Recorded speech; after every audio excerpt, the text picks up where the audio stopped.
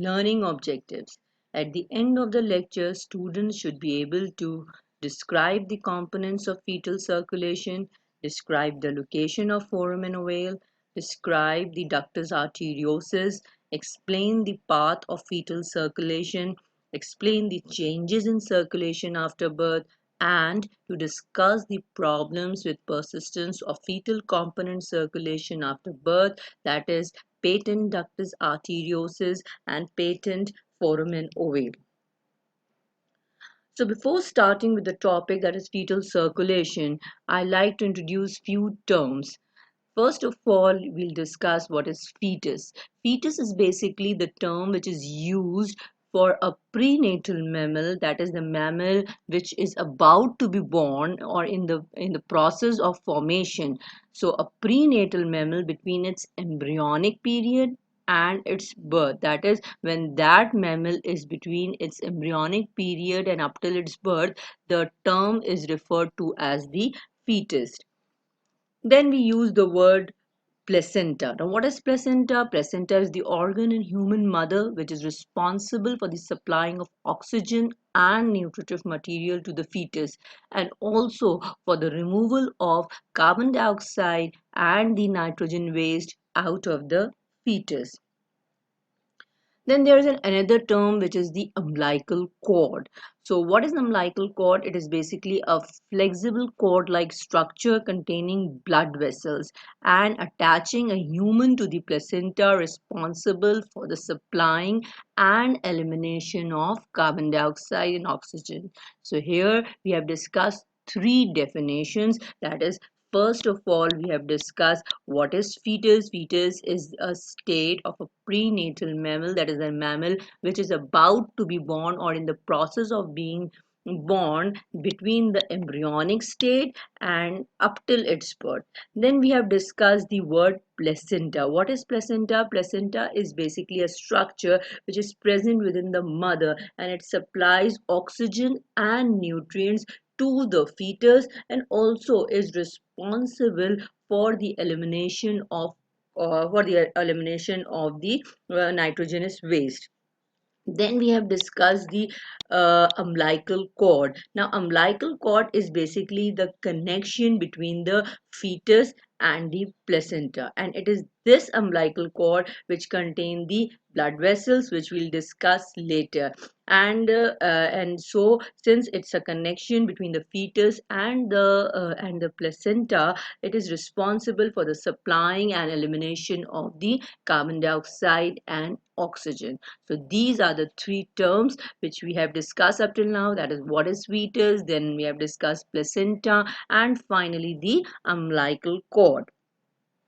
Now, coming to our topic, that is fetal circulation. What is fetal circulation? Fetal circulation is basically the circulation of the oxygenated and deoxygenated blood within the fetus. In addition to it, also the circulation of nutritive material will come under the heading of the fetal circulation. So, the circulation of the oxygenated, deoxygenated blood and the nutritive material in the fetus is termed as fetal circulation. Now, how does the fetal circulatory system work? Here I give you a brief overview regarding our topic, how this system works. Actually, what happens is that during pregnancy, the fetal circulatory system works differently than after birth. The fetus is connected to the umbilical cord to the placenta, as we have discussed before. And what is placenta? It is basically the organ that develops and implants in mother's uterus during pregnancy. Then through the blood vessels in the umbilical cord, the fetus receives all the necessary nutrition, oxygen, and life support from the mother through the placenta. And waste products and carbon dioxide from the fetus are sent back through the umbilical cord and placenta to the mother's circulation, which is to be eliminated. So in short, it is basically the previous picture which I have shown you, in which the fetus is attached to the placenta through the umbilical cord, and this is the fetal circulation. Basically the fetus gets the nutrition and oxygen from the placenta through the umbilical cord, and the elimination of waste products will be transported from the fetus to the mother's circulation, and which is later on to be eliminated, and this is all the fetal circulation. So we are continuously using the term blood vessels in fetus. What are those blood vessels in the fetus?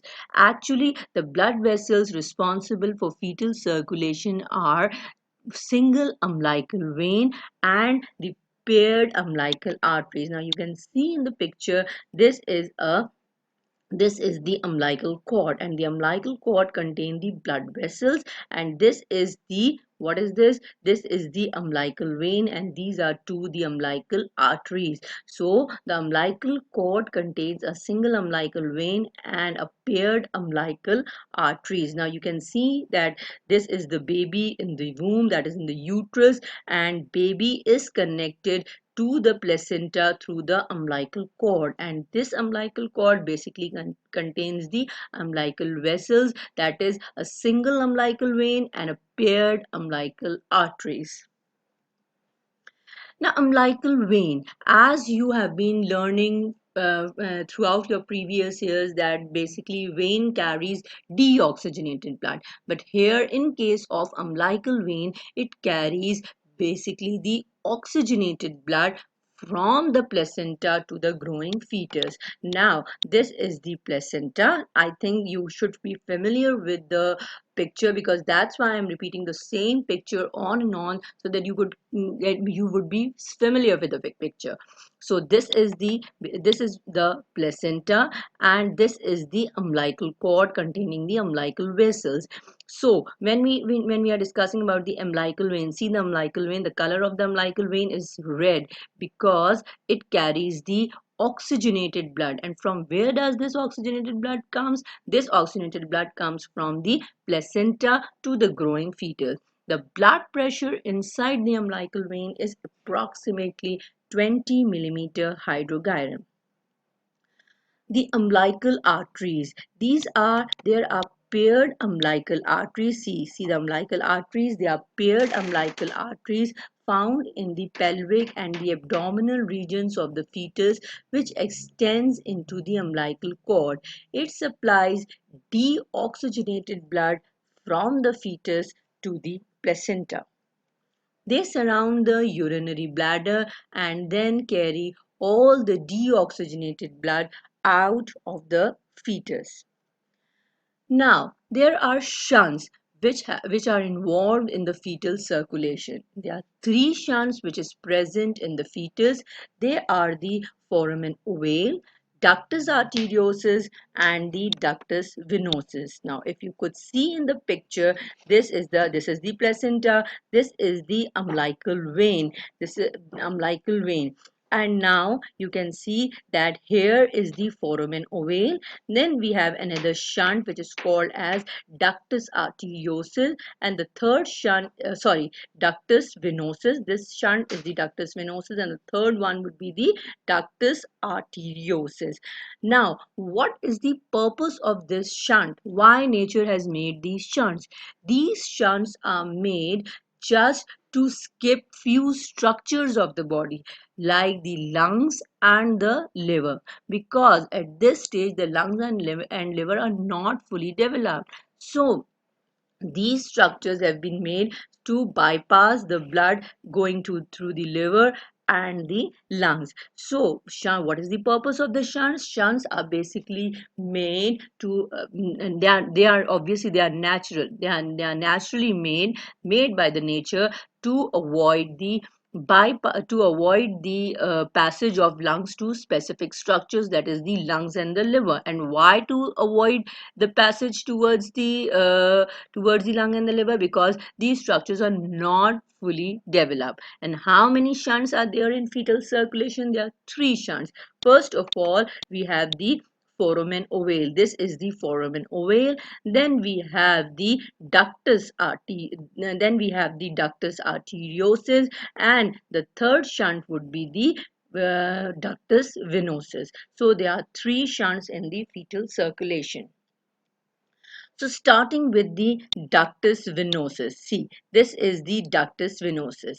The ductus venosus shunts the portion of the umbilical vein blood flow directly into the inferior vena cava, allows oxygenated blood from the placenta to bypass the liver. Now, what happened is that the oxygenated blood have been coming from the placenta. You all know that, we have discussed this. And from the placenta, the oxygenated blood is being passed to the umbilical vein. Now, from the umbilical vein, this oxygenated blood is split into two halves. That is, half of the blood from the umbilical vein would pass into the ductus venosus. See, this is ductus venosus. And what is basically the ductus venosus? Ductus venosus is a vessel which connects the inferior vena cava with the umbilical vein. See, this is the inferior vena cava and this is the umbilical vein, and the inferior vena cava and the umbilical vein are connected by the ductus venosus. So when the blood enters the umbilical vein from the placenta, and the blood here is oxygenated, so from the umbilical vein, the blood will split into two halves. That is, the one portion of the blood would pass into the ductus venosus and will then travel into the inferior vena cava. Once inside the ductus venosus, obviously this oxygenated blood would bypass the liver, that is, it won't enter into the liver, but the remaining half of the blood from the umbilical vein would enter into the liver. Now, how it happens, we'll discuss it later on.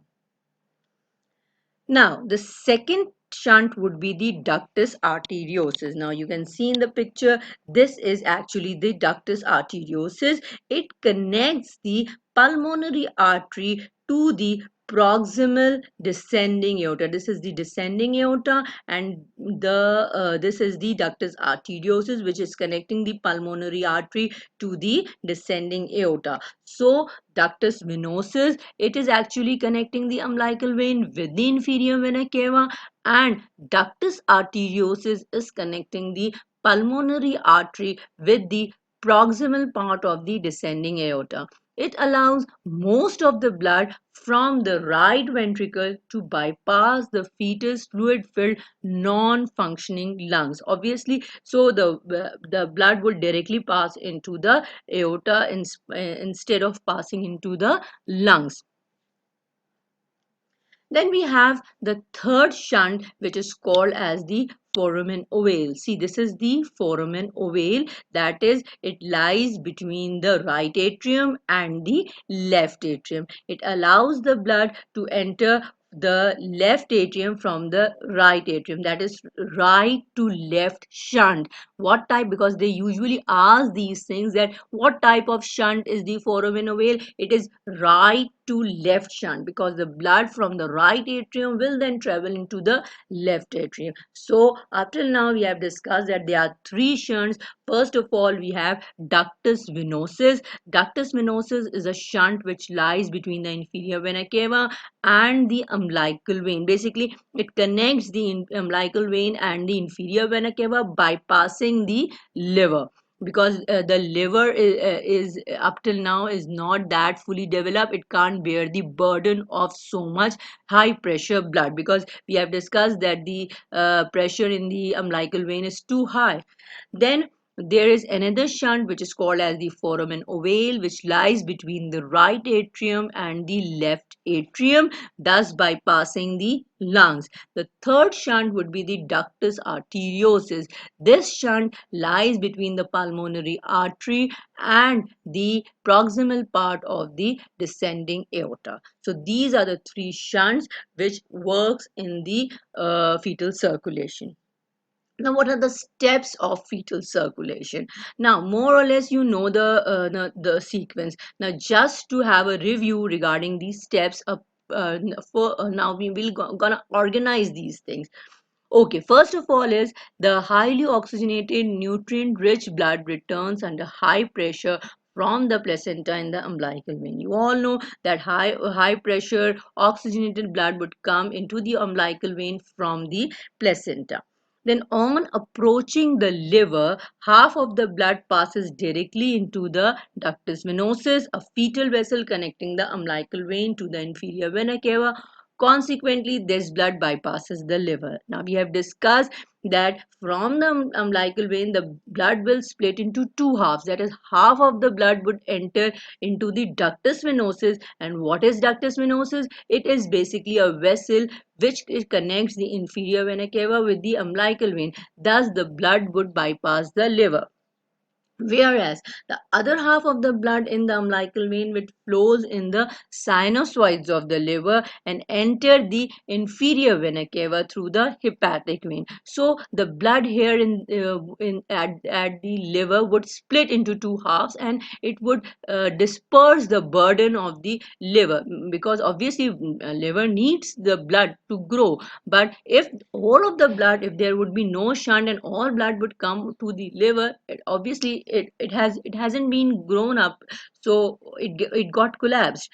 So what the nature has made is that at the liver, the ductus venosus has been formed, and it is basically a shunt. So the blood from the umbilical vein would split into two halves. Half of the blood would enter into the liver through to the sinusoids of the liver, and then enter into the inferior vena cava with the through the hepatic vein, and the remaining half of the blood from the umbilical vein would directly enter into the inferior vena cava through the ductus venosus, thus bypassing the liver. So ultimately the blood from the umbilical vein would enter into the inferior vena cava. But here, and from the inferior vena cava, the blood would enter into the right atrium of the heart. But since in the inferior vena cava, the blood coming from the umbilical vein is purely oxygenated blood, but despite of the blood coming from the umbilical vein, inferior vena cava also receives poorly oxygenated blood from the lower limb, abdomen, and pelvis. So the blood which now enter into the right atrium is not that oxygenated, or it does not have that high oxygen content as it was previously had in the umbilical vein, because umbilical vein has purely oxygenated blood and it is coming from the simply from the placenta. But once the blood entered the inferior vena cava from the ductus venosus or from the hepatic veins, it get mixed with the blood coming from different sources in the vena cava, because inferior vena cava receives blood from different sources, that is from the lower limb, abdomen, and pelvis, and blood coming from there is poorly oxygenated. So when this blood get mixed with the umbilical vein blood, and it would enter into the right atrium. So at the right atrium does not have a we can say a good oxygenated blood. It has a poorly oxygenated blood, because all the blood has been mixed up here in the inferior vena cava, and this mixed blood would now enter the right atrium.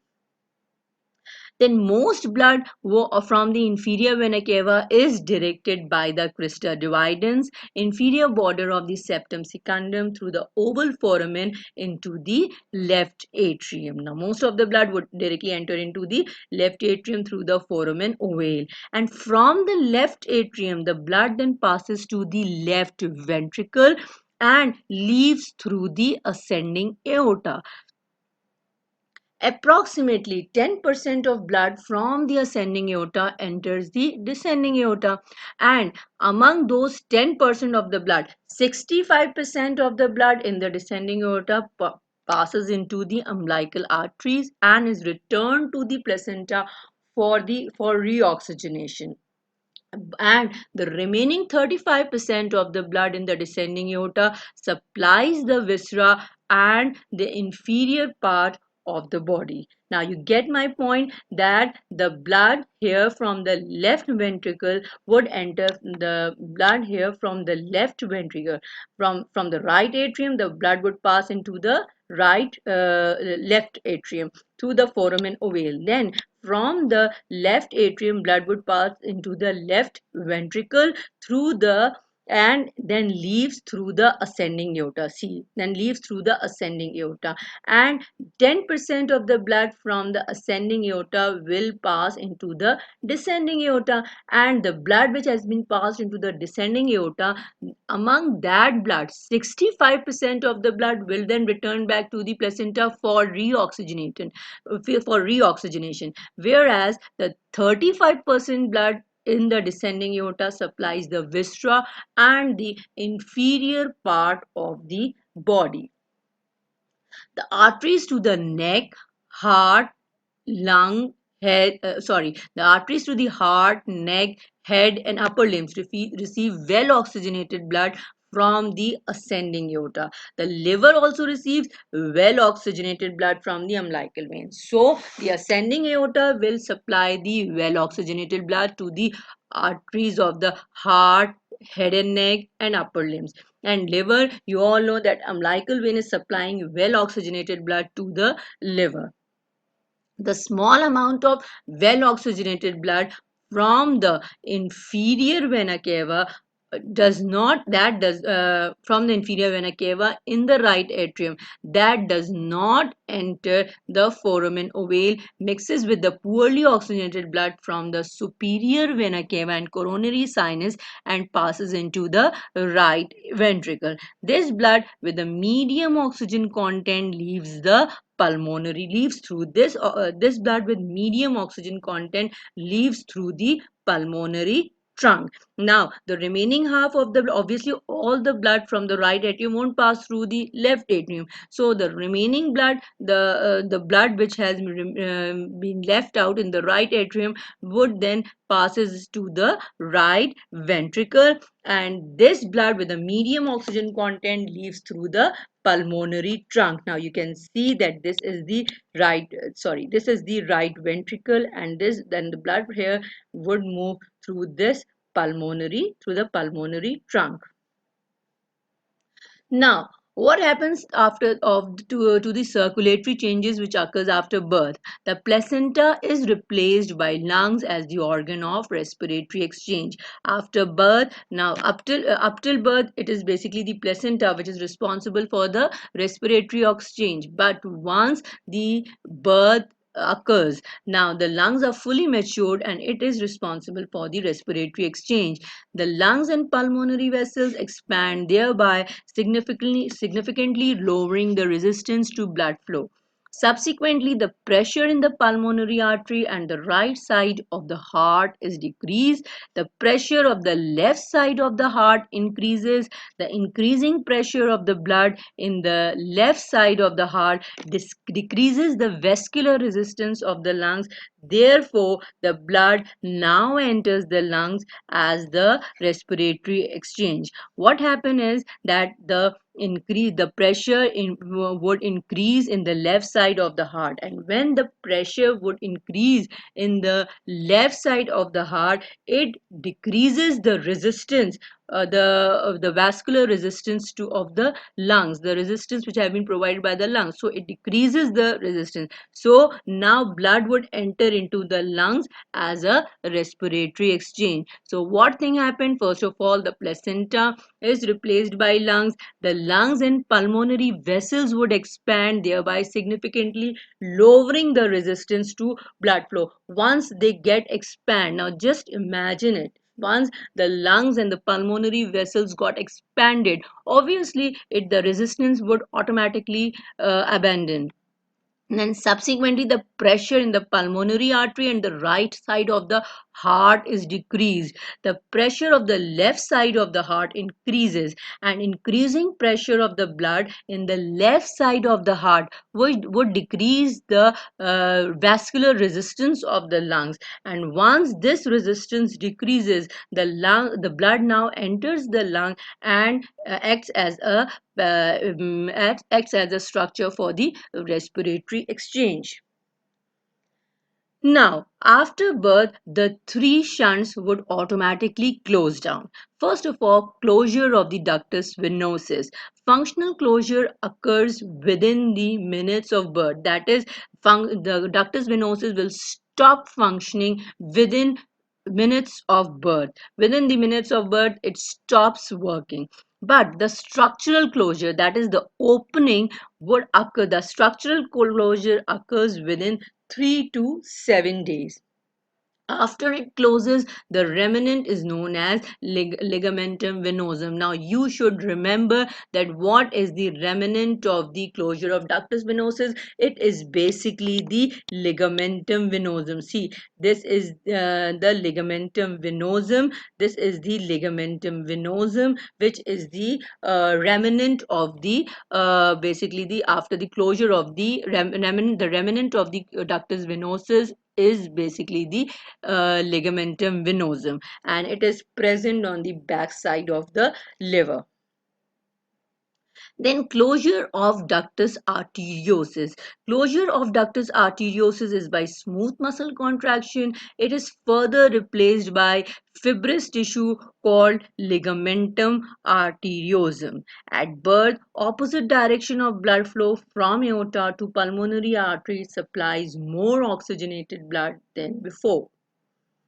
Closure of the foramen ovale. Before birth, the foramen ovale allows most of the oxygenated blood entering the right atrium from the inferior vena cava to pass into the left atrium.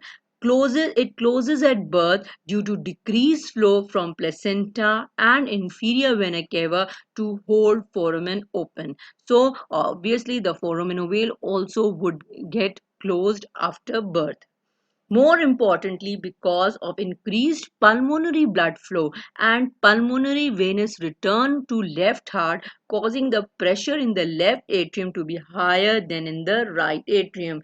This increased left atrial pressure then closes the foramen ovale against the septum secundum between the right and the left atrium.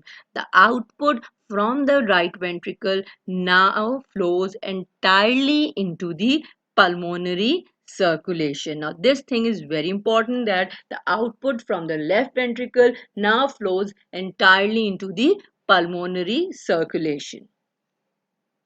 Now, aeration of the lungs at birth is associated with three factors. Now, first of all, decrease in pulmonary vascular resistance. Obviously, the pulmonary vascular resistance has been decreased, so blood flows within the lungs, helping it to be as a respiratory exchange area.